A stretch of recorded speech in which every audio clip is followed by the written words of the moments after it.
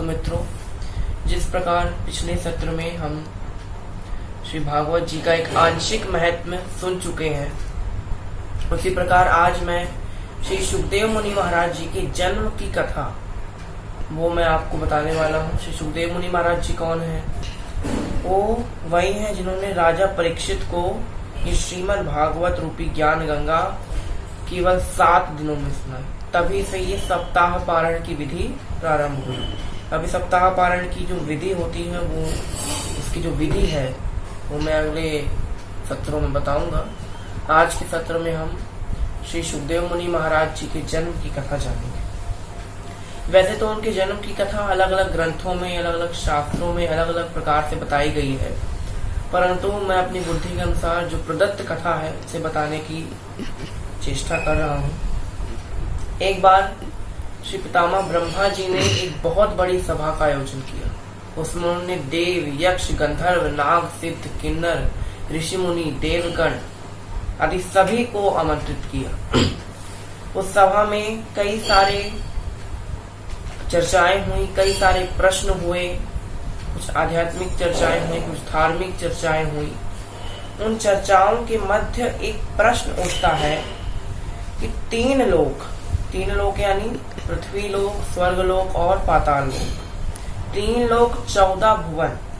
14 भुवन कौन कौन से हैं वो थोड़ा सा मैं बता रहा हूँ। एक तो हमारी पृथ्वी 14 भुवन में पहली भू, फिर भुवर लोक, फिर स्वाहा लोक, स्वाहा यानी स्वर्ग, फिर जन लोक, महलोक, तप लोक और सत्य लोक। ये 7 हैं ऊपर के लोक। फिर नीचे आते हैं तो एक है अतल लोक, वितल लोक, सुतल लोक, तलातल लोक, महातल लोक, रसातल लोक और पाताल लोक। ये 7 और 7 मिला के 14 भुवन बनते हैं। तो यहाँ प्रश्न उठता है कि 3 लोक 14 भुवन में सबसे महत्वपूर्ण वस्तु, सबसे बहुमूल्य वस्तु कौन सी है?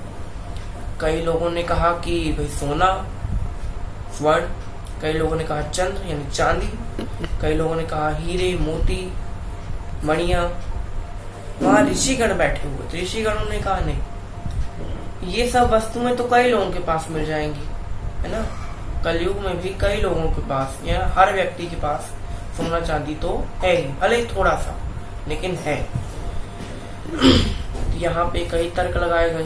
जब सही उत्तर नहीं आए तो ऋषि मुनियों से पूछते हैं, महाराज आप ही बताइए कौन सी है वो वस्तु। ऋषि मुनि कहते हैं वो है प्रेम, और वो भी आजकल वाला प्रेम नहीं, सच्चा प्रेम, निस्वार्थ प्रेम। स्वार्थ वाला प्रेम तो सब कोई करता, निस्वार्थ प्रेम मिलना मुश्किल है। अब यहाँ पे एक और प्रश्न आ गया कि भाई ये प्रेम मिलेगा कहाँ, ये कहाँ है? कई लोगों ने कहा कि भाई ब्रह्मा ब्रह्माणी के पास तो जरूर होगा, वो सृष्टि के रचनाकार करते हैं, रचयिता है। ऋषिगणों ने कहा नहीं, वो दोनों रचना के कार्य में इतने मगन रहते हैं कि उनके पास ये समय नहीं है कि वो सच्चा प्रेम कर सकते। यहाँ नारद जी बैठे हुए थे। नारद जी ने कहा मेरे प्रभु श्री हरि नारायण और माता लक्ष्मी के पास तो जरूर होगा। ऋषिगणों ने कहा नहीं। तो यहाँ नारद जी ने कहा ऐसा कैसे? ऋषिगणों ने कहा अगर लक्ष्मी माता से नारायण इतना प्रेम करते होते ना, तो गजेंद्र की रक्षा करने के लिए, कुंती द्रौपदी की रक्षा करने के लिए भगवान आधी रात को नहीं जाते। गजेंद्र की रक्षा करने के लिए भगवान आधी रात को गए थे, तो वहां पे भी वो प्रेम नहीं है। यहाँ कुछ लोगों ने कहा इंद्र के पास होगा, भी देवराज है। तो ऐसे कई देवताओं के तर्क लगाए, लेकिन ऋषिगणों ने कहा नहीं। अब यहाँ पे दोबारा देवताओं ने कहा महाराज आप ही बताइए कहाँ है वो प्रेम। बोले अगर प्रेम की पराकाष्ठा, सच्चा प्रेम अगर कहीं देखना है तो महादेव और पार्वती माता के बीच। देवताओं ने कहा कैसे भाई? तो ऋषिगणों ने कहा कि देखिए 2 बातें हैं। पहली बात तो श्री पार्वती माता महादेव जी के आधे अंग पे विराजमान रहती हैं, अर्धनारीश्वर है वो, ठीक है। और दूसरी बात कि महादेव जी ज्यादा से ज्यादा समय कैलाश पर्वत पर भी जाते हैं। वो यहाँ वहाँ भ्रमण नहीं करते, वो कैलाश पर्वत पे ही रहकर अपने सारे कार्य संपन्न करते हैं। यहाँ नारद जी को क्रोध आता है कि भाई मेरे प्रभु की निंदा करके महादेव जी की प्रशंसा हो रही है। उन्होंने मन में ठाना कि अब मैं इन दोनों के बीच में झगड़ा करवा दूंगा। अब यहाँ नारद जी समय ढूंढ रहे हैं कि कब बाबा जाएं कैलाश से और वो झगड़ा करवाएं। अब यहाँ तो बहुत दिन बीत जाते हैं, लेकिन यहाँ महादेव जी कहीं जा ही नहीं रहे। एक दिन अच्छा उनको मौका मिला, महादेव जी कहीं बाहर गए हुए थे, नारद जी आते हैं कैलाश में, आगमन होता है। पार्वती माता बड़ा अवगत करती है, कहती है देवर्षि कैसे आना हुआ आपका। देवर्षि कहते हैं माते मुझे भोलेनाथ से कुछ काम था, कुछ बहुत आवश्यक कार्य था। देवी ने कहा आप मुझे बता दीजिए बहुत आवश्यक हो, क्योंकि अभी तो वो नहीं है, पता नहीं कितनी देर में आते। नारद जी ने कहा नहीं देवी मैं आपको नहीं बताऊंगा। देवी ने कहा क्यों? बोले कि ये जो बात है ना वो थोड़ी गुप्त है, तो सबको नहीं बता सकते। यहाँ देवी ने कहा कि मेरे और आपके बाबा के बीच में कुछ गुप्त नहीं होता, वो मुझे सब कुछ बताते हैं, वो मुझसे बहुत प्रेम करते हैं, मुझे सब कुछ बताते हैं। यहाँ नारद जी कहते हैं सब कुछ बताते हैं? बोले हाँ सब कुछ बताते हैं। यहाँ नारद जी ने कहा आपको अमर कथा सुनाई है कभी? पार्वती माता ने कहा कि अमर कथा क्या हुई? तो यहाँ पे नारद जी ने कहा ऐसे नहीं, वो सबको नहीं सुनाते अमर कथा, जिससे सबसे अधिक प्रेम करते हैं, जिसको सबसे अधिक चाहते हैं, केवल उसी को ये कथा सुनाते हैं। यहाँ पार्वती माता कहती है तो क्या वो मुझसे प्रेम नहीं करते? तो यहाँ पे नारद जी कहते हैं मेरे को क्या पता, वो तो आप दोनों जाने, आप दोनों पति पत्नी। यहाँ नारद जी जाने लगते हैं, जाते जाते कहते हैं माते ये मत बताना भोलेनाथ को कि मैं आया था। अब यहाँ माता तो बड़े सोच विचार में है। यहाँ भोलेनाथ जी आते हैं, देखते हैं कि भाई कोई आवभगत नहीं, हमेशा की तरह जब भी महादेव जी आते थे माता आरती थाल ली खड़े होती थी, बड़े बड़े भोजन की सुगंध आती रहती थी बाहर से। महादेव जी कहते हैं आज कोई नहीं, क्या हुआ? अभी देवी की तबीयत खराब है क्या, स्वास्थ्य ठीक नहीं? अंदर जाते हैं, देखते हैं देवी काम कर रही है। अब यहाँ उन्हें लग रहा है कि देवी का जो मूड है वो थोड़ा ठीक नहीं। अब जब किसी का मूड ठीक नहीं होता पति पत्नी के बीच में, तो बात बच्चों से शुरू होती है। तो यहाँ महादेव जी बच्चों से बात शुरू करते हैं। क्या कहते हैं कि अरे गौरा ये गणेश और कार्तिकेय कहाँ रह गए, कहाँ है तुम्हें पता है? महादेवी कहती हैं कि मेरे को क्या पता भाई, वो बड़े हो गए हैं, वो जहाँ चाहे जाए, मैं क्या दिन भर उनको अपने पल्लू से बांध के रहूंगी क्या? महादेव जी कहते हैं लगता है सही में रुष्ट है। यहाँ महादेव जी कहते हैं देवी आज आपका स्वास्थ्य ठीक नहीं लग रहा मुझे। देवी ने कहा क्यों? महादेव जी ने कहा कि आज भांग नहीं दिख रही, भांग की सुगंध नहीं आ रही। बताइए महाराज, यहाँ तो देवी पहले से ही रुष्ट है और महादेव जी ने भांग की बात करके तुम्हें और आग बबूला कर दिया। यहाँ महादेवी कहती हैं कि क्या मेरे पास इतना ही काम है क्या कि आपके लिए भांग घोटूं, छोटे बेटे के लिए लड्डू बनाऊं, बड़े बेटे के लिए खीर बनाऊं, इसीलिए ब्याह के लाए थे क्या मुझे? यहाँ महादेवी कहती हैं कि अरे भोलेनाथ आपकी भांग घोटते घोटते ना मेरे दोनों हाथ थक गए हैं, और अगर आपकी एक दिन की होती तो मैं घोट देती, लेकिन आपका तो ये रोज रोज का चक्कर है, रोज आपको भांग चाहिए, रोज धतूरे चाहिए, कहाँ से पाऊं मैं? यहाँ महादेवी जी बड़ी रुष्ट है। अब यहाँ पे झगड़ा हो जाता है महादेव का और देवी का। देवी कहती हैं कि अरे मेरे पिता के घर में मुझे इतने नाजों से पाला गया, मैंने वहां एक काम नहीं किया, एक फूल नहीं उठाया, और यहाँ जब से आई हूँ तब से काम कर रही हूँ, और आपकी ये भांग घोटते घोटते मेरे दोनों हाथों में दिन भर दर्द होता है, मेरे इन दोनों हाथों में छाले पड़ गए, आपकी ये रोज की भांग मुझसे घोटी नहीं चाहिए। और क्या कहती है महादेवी? कहती हैं कि मेरे पिता ने क्या सोच के आपसे विवाह किया था कि तुम सृष्टि की रानी बन के रहोगी, और यहाँ मैं नौकरानी बन गई हूँ। मैं तो भगवान से रोज यही प्रार्थना करती हूँ कि किसी तरह ये सिलवट्टा टूट ही जाए। यहाँ क्या कहती हैं कि आपकी ये रोज रोज की भांग घोटते घोटते मैं परेशान हो चुकी।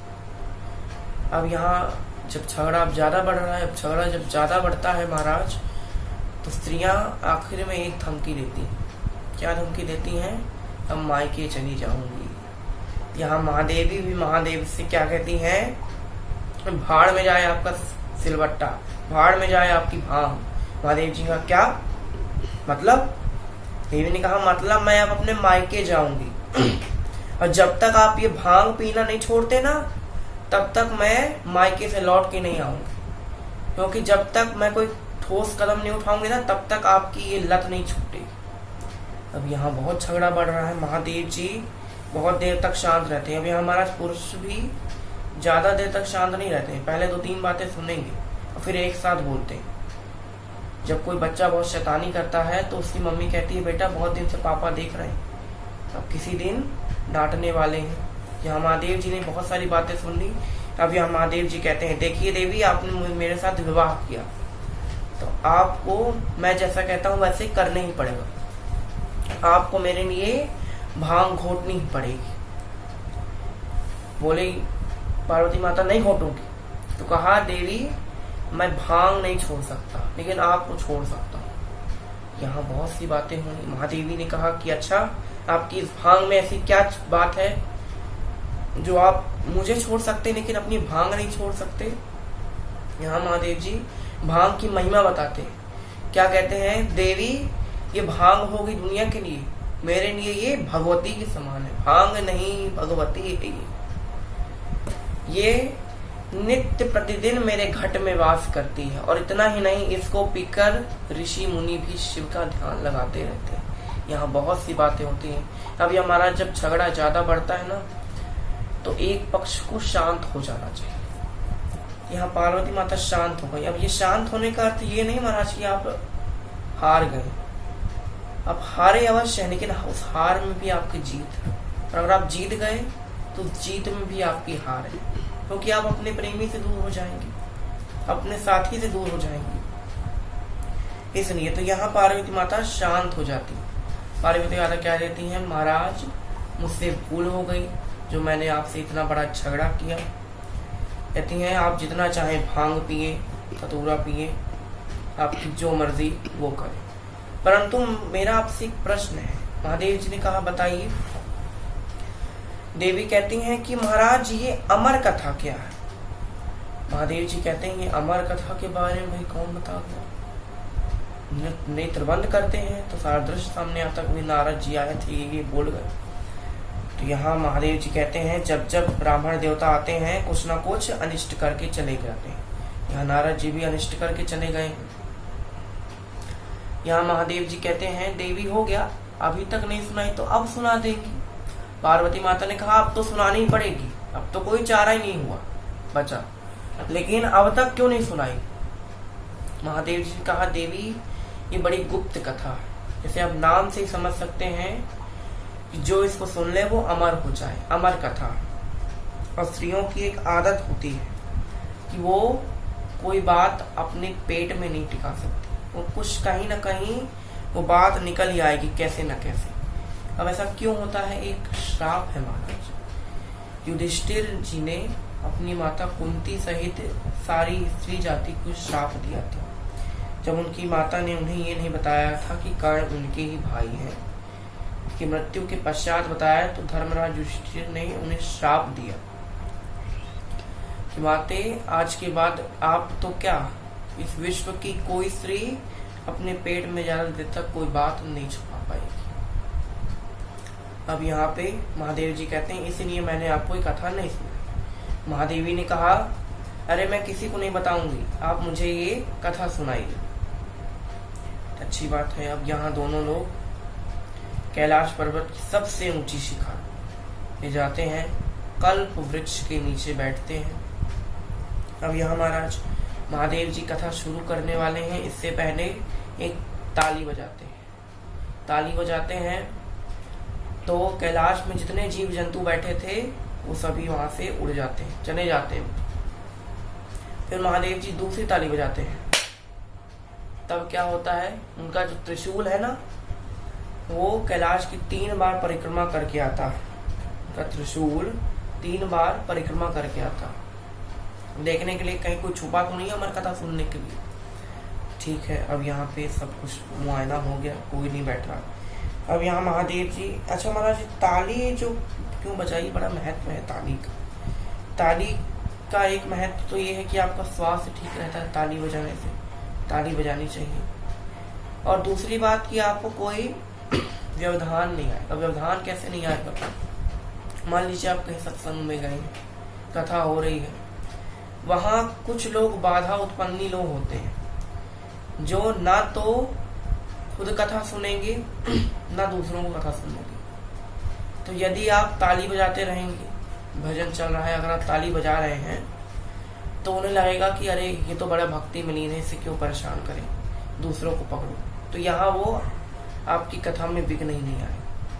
तो यहाँ ताली बजाते रहना चाहिए, जब भी कहीं भजन वजन हो तो ताली अवश्य बजाइए, ठीक है। यहाँ पर अब महादेव जी एक बात कहते देवी से, देवी जब एक कथा होती है ना, तब निद्रा रानी मनुष्यों की परीक्षा लेने आती है, मनुष्यों का सबकी परीक्षा लेने आती है। यदि व्यक्ति अच्छे से कथा सुन रहा है तो वहां से चली जाती है, लेकिन अगर आपका ध्यान यहाँ से डग से मग हुआ कि वो अपनी गोद में आपको सुला लेगी, यानी नींद आ जाएगी। यहाँ महादेवी कहती है नहीं नहीं मैं नहीं सुनूंगी। महादेव जी ने कहा वैसे तो मुझे आप पर भरोसा है, परंतु फिर भी आप बीच बीच में हूँ स्वामी हूँ स्वामी हूँ स्वामी जरूर बोलते रहिएगा, जिससे मुझे पता चलेगा कि आप जाग रहे हैं। हो सकता है मैं कथा सुनाते सुनाते थोड़ा लीन हो जाऊं तो मुझे पता न चले कि आप कब सो गए।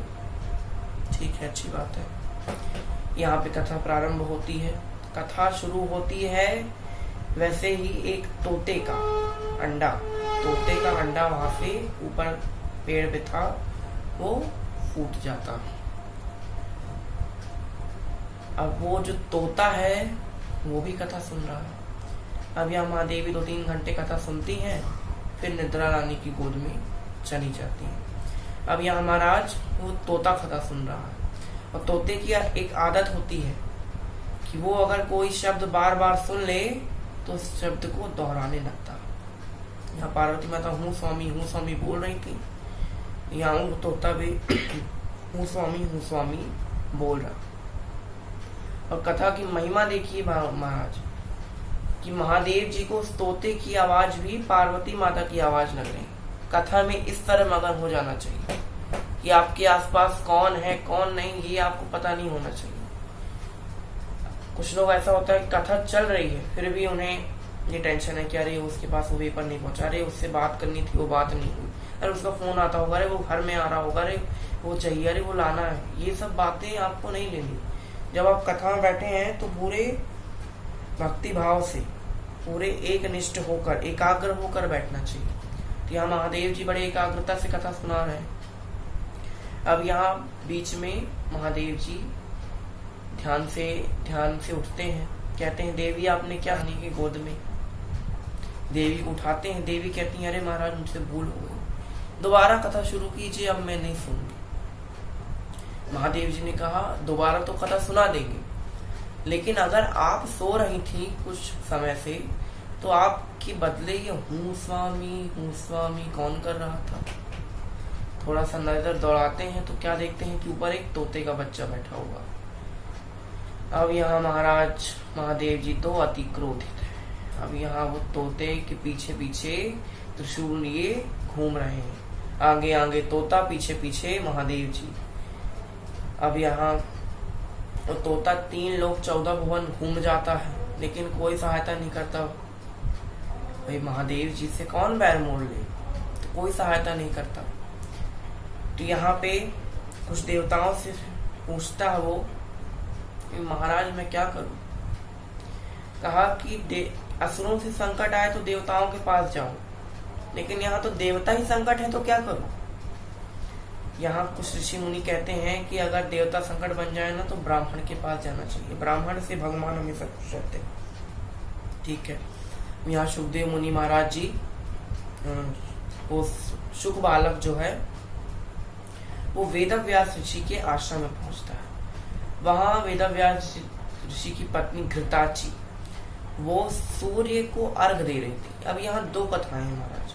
कुछ कथाओं में है कि वो अर्घ दे रही थी सूर्य को, कुछ कथाओं में है कि वो उबास ही नहीं रही। तो यहाँ हम अर्घ की बात करते हैं। तो वो अर्घ दे रही थी सूर्य को, तो कहती है ओम आदित्याय नमः। ऐसे वो आदित्य के लिए आ ऐसे मुंह खोलती ना, वैसे ही वो शुक बालक उनके अंदर प्रवेश कर जाता, उनके गर्भ में चला जाता। यहाँ महादेव जी त्रिशूल लेकर आते हैं, बड़े क्रोधित हैं। वेद व्यास जी कहते हैं महाराज पहली बार दर्शन दिया और इस रूप में क्या हो गया? महादेव जी ने कहा कि आपके घर मेरा एक चोर एक बहुत बहुमूल्य चीज चुरा के आया है। अच्छी बात है। यहाँ वेद व्यास जी कहते हैं अरे आपके घर में चुराने लायक क्या है? महादेव जी कहते हैं क्या? बोले अरे नहीं, मेरा मतलब था कि आप तो बिना मांगे ही सबको सब कुछ दे देते हैं, तो क्या कोई क्यों चोरी करेगा? यहाँ महादेव जी कहते हैं कि एक शुक मेरे घर से अमर कथा चुरा के भागा। बोलते हैं सही आपको लोग भोलेनाथ कहते हैं, बड़े भोले हैं आप। महादेव जी कहा क्यों?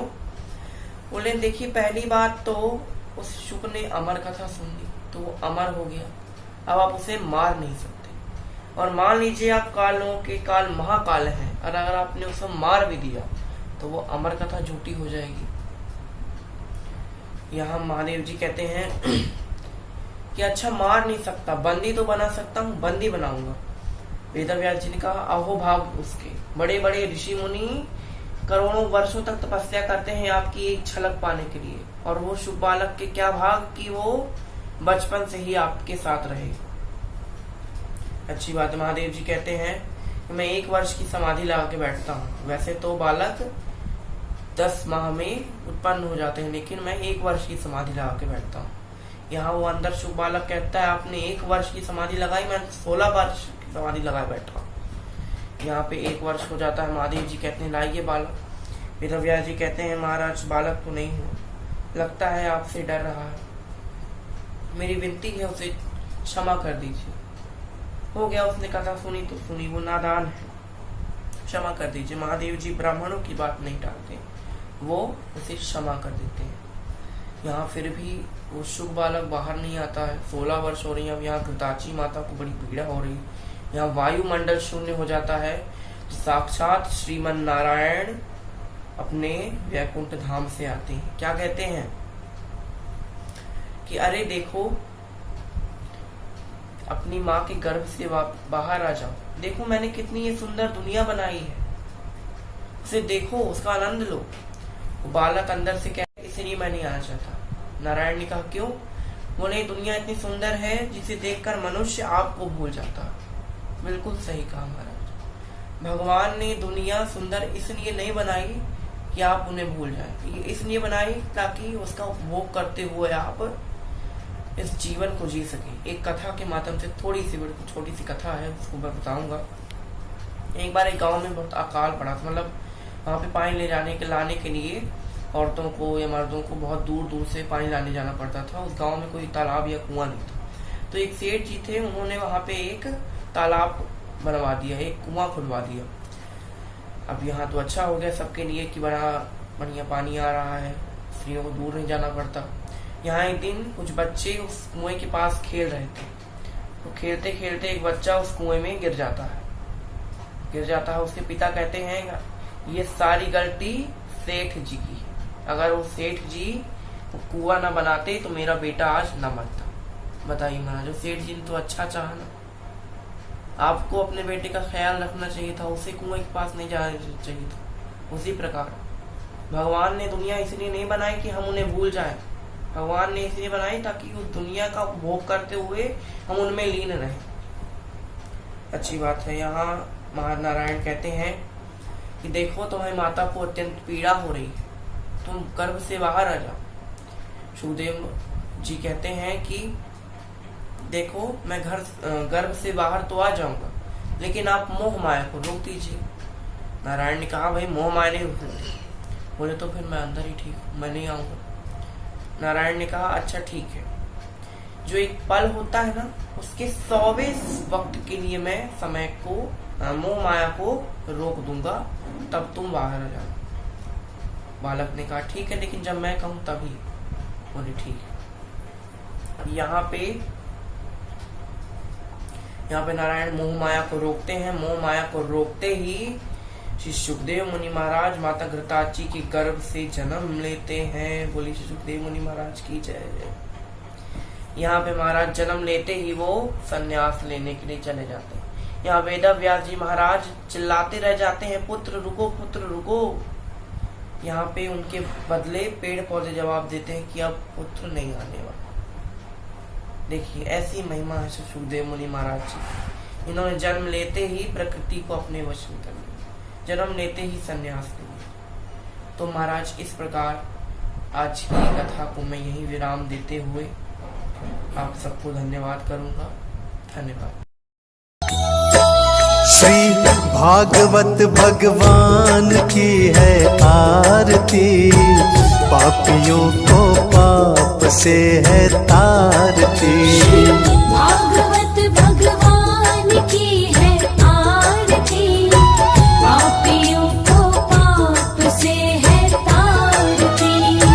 पापियों को पाप से है तारती।